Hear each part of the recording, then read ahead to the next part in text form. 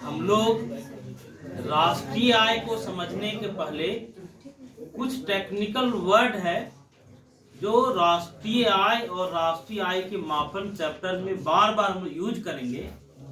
उन शब्दों को हम लोग समझ लें, ठीक है। बार बार इन शब्दों का हम लोग प्रयोग करेंगे, ध्यान से सुनना। एक क्वेश्चन है, मूल्य ह्रास और पूंजी हानि में अंतर।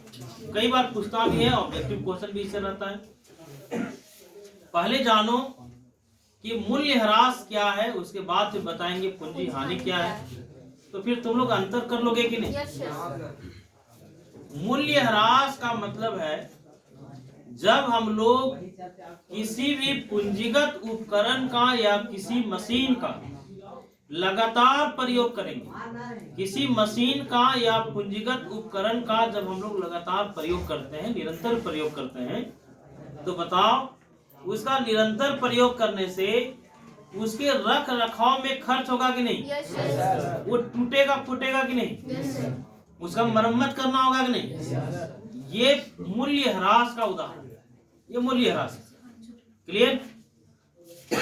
जैसे आप साइकिल लिए तो बताइए उस साइकिल का एक जीवन काल होगा कि नहीं? एक निश्चित समय तक वो साइकिल रहेगा। तो उसका जब आप लगातार प्रयोग कीजिएगा तो उसका चैन टूटेगा, उसका चक्का घिस जाएगा, ब्रेक टूट जाएगा और उसका मरम्मत करने में आप खर्च कीजिएगा। इसको इकोनॉमिक्स के भाषा में मूल्य ह्रास कहा जाता है। इसका दूसरा भी एक नाम है अस्थाई पूंजी का उपभोग।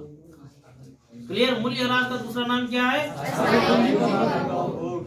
जैसे मूल्य ह्रास के बारे में हम लोग एक बात और जान लो, मूल्य ह्रास का हम लोग पहले से अनुमान लगा सकते हैं, पूर्वानुमान लगा सकते हैं।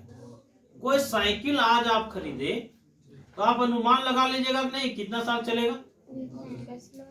नहीं लगा सकते हैं। अगर कोई साइकिल अगर 2000 रुपये का है, कोई साइकिल अगर आप 2000 रुपया में खरीदे और उस साइकिल का जीवन काल अगर 20 साल है, तो इसका सीधा मतलब है कि हर साल उस साइकिल के मूल्य में 100 रुपये का ह्रास हो रहा है।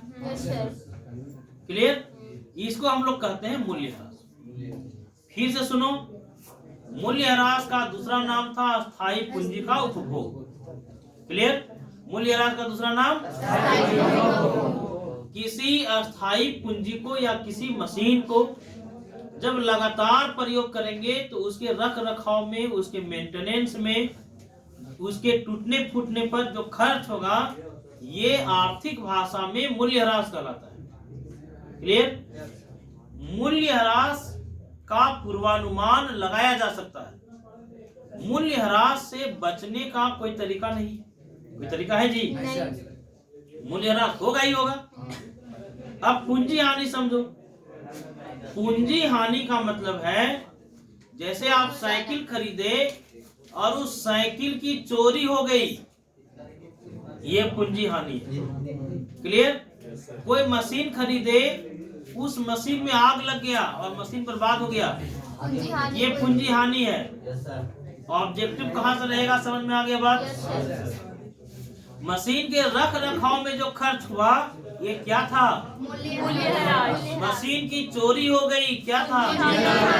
पूंजी हानि था। अच्छा बताओ, हम लोग मूल्य ह्रास का अनुमान लगा सकते हैं कि नहीं लगा सकते हैं? मूल्य ह्रास का अनुमान लगा सकते हैं, लेकिन पूंजी हानि का कोई अनुमान, कोई पूर्वानुमान।